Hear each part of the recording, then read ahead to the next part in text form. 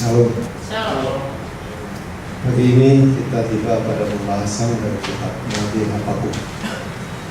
Habakuk pasal pertama, dan kita akan mulai dengan introduksi lebih dahulu untuk memperkenalkan siapa itu Habakuk dan bagaimana kitab Habakuk itu ditulis dan apa kira-kira intisari dari kitab Habakuk. Penulis kitab Habakuk memperkenalkan dirinya sebagai Nabi Habakuk ketika pasal pertama dan juga pasal 3 yang pertama. Selain itu tidak ada keterangan yang membahas tentang pribadi dan latar belakang dari keluarganya.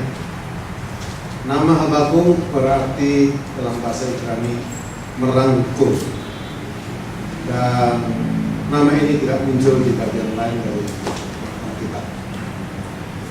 Dan kemungkinan besar Habakuk ini dari latar belakang suku Lewi, dan mungkin dia salah satu pemimpin biduan ya, atau salah satu suku yang bekerja di bait suci sebagai pemusik di Yerusalem. Kalau kita baca kitab Nabi Habakuk, maka dibagi menjadi dua bagian besar. Yang pertama, kitab Habakuk ini mengisahkan tentang dialog antara Nabi Habakuk dengan Allah sendiri. Luar biasa, secara unik.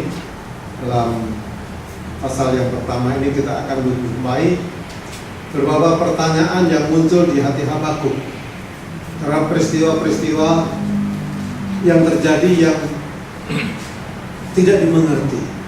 Mengapa ini terjadi? Dan itu di luar pemikirannya. Sehingga dia menanyakan ini dalam doa kepada Tuhan. Salah satu pertanyaannya adalah, bagaimana mungkin Allah membiarkan Yehuda yang fasik tanpa dihukum? Ini pasal yang pertama. Jadi Habakuk bertanya, kenapa bangsa Yehuda, umat pilihan Allah ini, telah dibebaskan dari cengkraman Asyur, tetapi bukan bertambah baik. Tetapi ternyata Yehuda telah berlaku fasik. Lalu Habakuk bertanya, bagaimana mungkin ya Allah, umatmu bangsa Yehuda yang fasik ini tidak dihukum oleh Engkau? Lalu apa jawaban Tuhan? Allah akan memakai Babel untuk menghukum Yehuda. Jadi tanya jawab. Jadi Nabi Habakuk bertanya, lalu Tuhan menjawab dalam nubuat bahwa memang Yehuda tidak dihancurkan oleh Asyur, oleh karena Yehuda waktu itu bertobat, sehingga akhirnya Asyur yang dibinasakan oleh Tuhan. Tapi begitu Asyur dikalahkan oleh Medo dan Parsi, kemudian Babel, kita lihat sekarang bangsa Yehuda semakin fasik, sehingga Nabi Tuhan bertanya, wah, ini bagaimana Tuhan? Umatmu tidak mendengarkan firman lagi, tidak hidup dalam kebenaran lagi, bahkan berbuat fasik. Mengapa ini dibiarkan saja tanpa dihukum? Jawab Tuhan, aku akan memakai Babel untuk menghukum Yehuda. Itu terdapat dalam pasal 1 ayat 5 sampai 11. Kemudian pertanyaan yang kedua dari Nabi Habakuk, bagaimana Allah bisa memakai bangsa yang lebih fasik daripada Yehuda sebagai alat Tuhan untuk menghukum? Luar biasa. Jadi umat Yehuda sejatinya, umat Yehuda masih ada orang-orang yang menyembah Allah dengan benar. Tetapi kenapa Tuhan membiarkan bangsa yang lebih jahat dari Yehuda, yaitu Babel, bangsa kafir yang kejam itu, untuk menghukum umat Tuhan sendiri? Lalu apa jawaban Tuhan? Nanti dalam pasal yang kedua kita akan bahas itu kemudian. Jadi kita akan fokus pada bagian yang pertama ini. Habakuk pasal pertama. Lalu bagian yang kedua dari kitab Habakuk, yaitu nanti merupakan nyanyian Habakuk, bagaimana Habakuk berdoa memohon kasih sayang Tuhan bagi umatnya, dan bagaimana tindakan-tindakan penyelamatan Tuhan, dan bagaimana iman Habakuk tetap kokoh di tengah-tengah pertanyaan-pertanyaan yang mungkin tidak dijawab oleh Tuhan saat itu. Jadi tetap beriman sekalipun doanya belum dijawab oleh Tuhan. Ini salah satu inti dari kitab Nabi Habakuk. Habakuk hidup di tahun 630-an sampai 600 sampai tahun 606. Kalau penulisan buku ini diperkirakan tahun 606 sebelum Masehi. Dan tema dari kitab Habakuk adalah hidup dengan iman. Baik. Tadi kita melihat bahwa Habakuk dibikin bingung bahwa Allah akan memakai Babel sebagai alat pelaksana hukumannya terhadap Yehuda.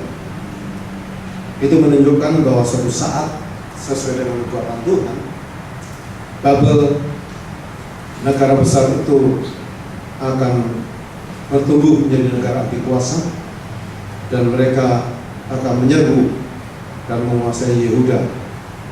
Diperkirakan itu terjadi pada tahun 608 sampai 598, di mana Raja Nebukadnezar dari Babel bukan hanya menyerbu Yehuda, tetapi lebih dahulu menaklukkan Mesir, dan kemudian dalam pertempuran di Karkemis, negara kuat yang terakhir ini ditaklukkan untuk mengadakan perluasan bagi bangsa. Itulah gambaran dari pasukan Babel yang diulas dalam Habakuk pasal pertama ayat 6 sampai 11. Kalau kita baca Habakuk pasal pertama, Habakuk mengeluh bahwa Tuhan tidak segera bertindak untuk menghentikan kekejaman dan ketidakadilan Yehuda. Dia melihat umat Tuhan dan para pemimpinnya tidak lagi berjalan dalam prinsip-prinsip keadilan, kebenaran, dan cinta kasih. Menurut pemikiran Habakuk, jalan keluar untuk mengatasi perbuatan kejahatan di Yehuda, maka Allah harus bertindak, bukan saja untuk menghukum Yehuda, namun juga akan menegakkan keadilan bagi umat Tuhan. Kita baca keluhan Nabi Habakuk ini terdapat dalam pasal yang pertama. Ucapan ilahi dalam penglihatan Nabi Habakuk. Inilah keluhan yang pertama yang diucapkan oleh Habakuk. Berapa lama lagi Tuhan aku berteriak, tetapi tidak kau dengar. Aku berseru kepadamu penindasan, tetapi tidak kau tolong. Mengapa engkau memperlihatkan kepadaku kejahatan, sehingga aku memandang kelaliman, ya aniaya dan kekerasan ada di depan mataku. Perbantahan dan pertikaian terjadi. Itu sebabnya hukum kehilangan kekuatannya dan tidak pernah muncul keadilan, sebab orang fasik mengepung orang benar. Itu sebabnya keadilan muncul terbalik. Sudah bisa bayangkan Habakuk atas ilham Tuhan bernubuat kepada Yehuda. Di antara kekalahan pasukan Asyur di Niniwe dan penyerbuan Yerusalem oleh pasukan Babel pada tahun 605 sampai 597 sebelum Masehi, Habakuk menubuatkan yang diarahkan langsung bukan kepada Israel, tapi malah dia memberikan sebuah dialog di antara Allah dengan sang Nabi Habakuk sendiri dengan pertanyaan-pernyataan. Mengapa Allah tidak berbuat sesuatu tentang kejahatan yang begitu menonjol di Yehuda? Kenapa ada penindasan tetapi engkau tidak menolong umat? Mengapa engkau memperlihatkan kepadaku kejahatan sehingga aku memandang kelaliman, aniaya, kekerasan ada di depan mataku, perbantahan dan pertikaian terjadi? Saya bisa bayangkan para pemimpin Yehuda sudah kehilangan kepekaan terhadap keadilan. Mereka memimpin bangsa Yehuda tidak mengatasi persoalan dengan hukum yang semestinya, peraturan yang ada. Ini terjadi kekacauan sehingga seakan-akan bahwa terjadilah aniaya, kekerasan dan kelaliman di depan mataku. Terjadi perbantahan, pertikaian oleh karena hukum telah kehilangan kekuatannya. Tidak ada lagi keadilan, bahkan keadilan muncul kembali. Yang seharusnya nasib orang-orang yang tertindas itu dibela, tidak dibela. Yang seharusnya aturan itu ditegakkan, tapi ditegakkan tapi muncul kembali. Ya, saya pernah mengalami juga hal ini. Sebagai contoh, waktu di Balikpapan diadakan konferensi jemaat. Konferensi jemaat adalah keputusan tertinggi di satu jemaat. Lalu divotelah bahwa hutang dari sekolah ini siapa? Anak-anak orang tua kita sendiri, anak-anak yang membutuhkan pendidikan yang baik. Jadi orang tua berusaha untuk membantu sekolah ini. Lalu gereja meminjamkan uangnya untuk membantu sekolah. Tapi karena sekolah tidak bisa membayar hutang, maka kemudian ada usul bagaimana kalau kita bikin konferensi jemaat.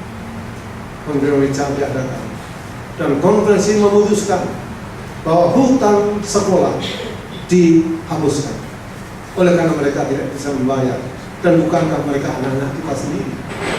Jadi konferensi dengan adil, dengan penuh kasih saya mengatakan hutang dihapuskan.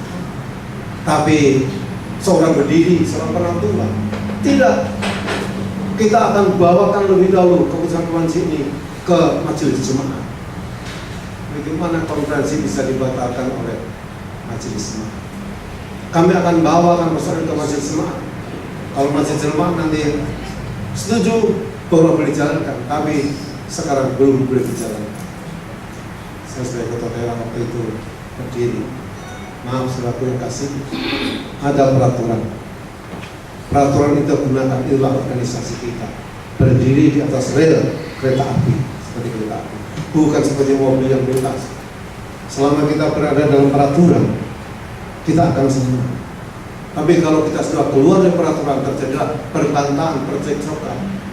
Akan terjadi like or dislike, akan terjadi keputusan yang tidak adil, akan terjadi sesuatu yang menyakiti hati satu sama lain. Sehingga saya katakan keputusan tertinggi di konferensi jemaat, majelis boleh memutuskan, tapi kalau konferensi membatalkan itu boleh. Tapi keputusan konferensi tidak bisa dibatalkan oleh keputusan majelis jemaat. Saya bacakan peraturan dan kemudian mereka terdiam duduk, dan akhirnya keputusan konferensi itu yang dijalankan. Kadang-kadang keadilan muncul terbalik. Peraturan yang kecil bisa membatalkan konferensi yang lebih tinggi. Ini kan sudah kekacauan. Dan itu terjadi di zaman apa? Keadilan muncul terbalik. Para pemimpin tidak memperhatikan aturan-aturan hukum yang berlaku, peraturan-peraturan yang berlaku. Mereka berbuat semena-mena. Sehingga dikatakan orang fasik mengepung orang benar. Kisahnya keadilan muncul terbalik. Saudara yang kasih, kemudian Habakuk mengajukan pertanyaan yang kedua, dan pertanyaan ini mengatakan, mengapa Allah tidak berbuat sesuatu tentang kejahatan yang begitu menonjol di Yehuda? Allah menjawabnya dengan menyatakan bahwa ia sedang mengutus orang Babel untuk menghukum Yehuda. Jadi Allah akan bertanggung jawab untuk memutuskan hukum tentang nasib Yehuda. Yehuda yang menolak terus-menerus akan belas kasihan Tuhan, Yehuda yang sudah pernah diselamatkan dari cengkeraman Asyur, tetapi kemudian bukan bertambah baik tapi bertambah jahat, akan dihukum oleh Tuhan. Jadi Tuhan tidak pandang bulu, ya, tidak ada istilah KKN, siapapun itu kalau bersalah akan ditindak. Ya, tidak ada istilahnya karena dia keluarga saya, ya bayangkan ini umat Tuhan. Umat Tuhan, Tuhan katakan akan ku hukum, luar biasa. Aku dikatakan aku akan menghukum dengan mengutus Babel untuk menghukum Yehuda.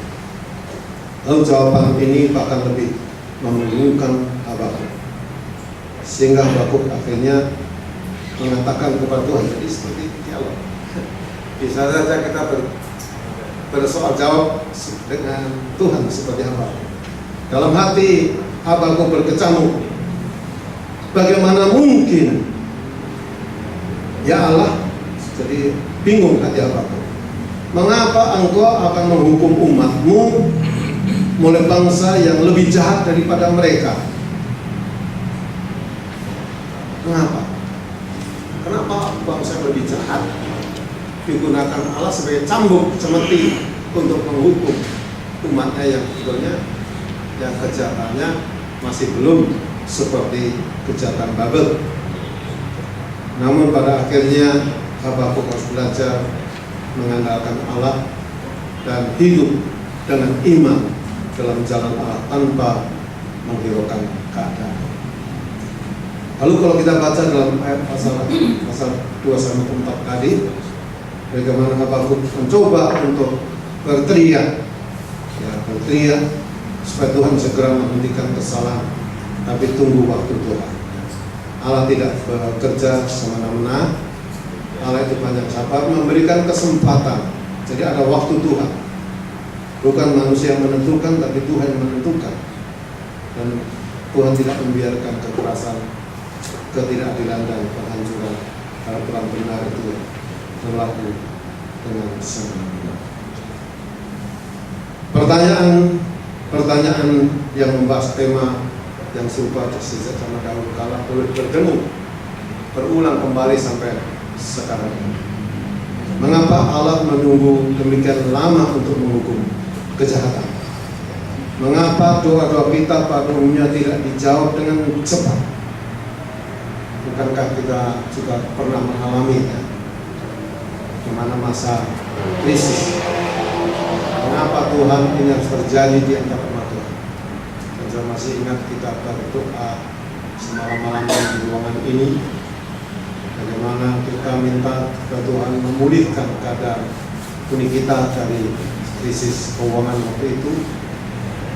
Dan kenapa krisis yang begitu hebat itu menimpa umat-umat Tuhan yang ada di Uni Nusa Baru ini? Dan kita tahu, kita mengeluh dalam doa-doa yang kita panjatkan, Tuhan tolong kami. Ya. Kami memusatkan pandangan kami kepada Tuhan. Engkau yang punya uni ini, Engkau yang memegang kendali atas pekerjaan Tuhan. Jangan biarkan uni ini mengalami goncangan. Kami ingat anak-anak pun di bawah, luar biasa itu pengalaman indah pada zaman mati dalam berita Sinai. Tapi itu menjadi satu pelajaran berharga. Justru di mana masa kepicikan, kesukaran, krisis itu terjadi, iman kita semakin dekat kepada Tuhan. Di situ tempat umat Tuhan bersatu. Tidak ada lagi pertengkaran satu sama lain, saling menyalahkan. Waktu itu pusat kitanya, Tuhan mengapa ini terjadi? Tolong Tuhan. Kami semalam-malaman, dua malam-malaman, sekelompok keluarga bergelut sepanjang malam sampai besok pagi. Dan kelihatannya untuk sementara jawaban dari Tuhan ditangguhkan. Namun sesuai dengan waktu Tuhan, akhirnya tim penyelamat dari Jina Konten datang memberikan solusi. Dan kalau solusi ini diikuti, dan ternyata dalam waktu hanya 1 tahun uni kita ini dibebaskan dari dan hutang kita bermiliar divisi. Bukan hanya itu, kita memang juga mengikat tingkat kita. Bagaimana gaji kita kembali ke 2 tahun yang lalu. Bayangkan, harusnya kita terima gaji dengan standar sekian, tapi harus kembali ke 2 tahun yang lalu. Ada 14 pegawai rendahan di PHK, lalu departemen digabung atau diperkecil, jadi 2 departemen kita bisa pokok. Saya waktu itu komunikasi dan komunikasi. Dan di tengah krisis itu ternyata Tuhan menjawab sangat luar biasa, dan itu mencerahkan mata rohani kita bahwa Tuhan yang memulai dan Allah kita adalah Allah yang hidup, Allah yang dapat memberikan kepada kita pengajaran supaya kita dapat sadar bahwa Tuhan harus menjadi tempat perteduhan kita, tempat perlindungan kita, tempat kita minta afis apa yang harus kita buat. Dan bila mana kita melakukan sesuatu petunjuk Tuhan, keadilan akan ditegakkan. Tuhan menjawab Habakuk itu dengan mengatakan kepadanya bahwa ia sudah mempunyai rencana untuk menghajar Yehuda karena dosa-dosanya. Ia akan memakai bangsa Babel yang bengis dan kafir untuk menghukum Yehuda. Bahwa Allah akan memakai umat yang demikian jahat dan kafir untuk menghukum Yehuda, itu sangat mengejutkan di hati sang nabi, dan itu sulit diterima oleh umat Allah. Kalau kita diajar oleh Tuhan, mengucap syukurlah. Tapi di saat ajaran kita terima, sakit. Tapi pukulan dari Tuhan itu adalah untuk melembabkan kita, meluruskan kita kembali ke jalan yang benar, jalan yang lurus. Umat-umat Tuhan sudah kembali kepada aturan-aturan, supaya aturan itu ditegakkan, supaya jangan lagi peristiwa seperti itu terjadi untuk selanjutnya. Habakuk terkejut waktu Tuhan akan memakai bangsa yang lebih jahat untuk menyerbu Yehuda, yaitu bangsa Babel. Namun Habakuk sebagai seorang nabi Tuhan tetap yakin bahwa Allah tidak akan membiarkan mereka memusnahkan umat Tuhan sendiri, dan melalui kebinasan itu membatalkan rencana penebusan dari manusia. Jadi tidak mungkin bangsa itu biarkan menyebabkan umat Tuhan. Tetap ada umat Tuhan yang akan diselamatkan, umat yang sisa, yang akan meneruskan janji kelepasan manusia Mesias yang akan mendatang itu. Matamu terlalu suci ya Tuhan, ayat 13. Matamu terlalu suci untuk melihat kejahatan, dan engkau tidak dapat memandang kelaliman. Mengapa engkau memandang orang-orang yang berbuat khianat itu, dan engkau berdiam diri apabila orang fasik menelan orang yang lebih benar dari dia? Jadi Nabi Habakuk dalam kebingungannya terhadap pernyataan Allah bahwa Babel akan digunakan Allah sebagai cemeti untuk menghukum Yehuda, kendati pun kejahatan mereka masih merupakan bangsa yang lebih benar daripada orang Babel sendiri.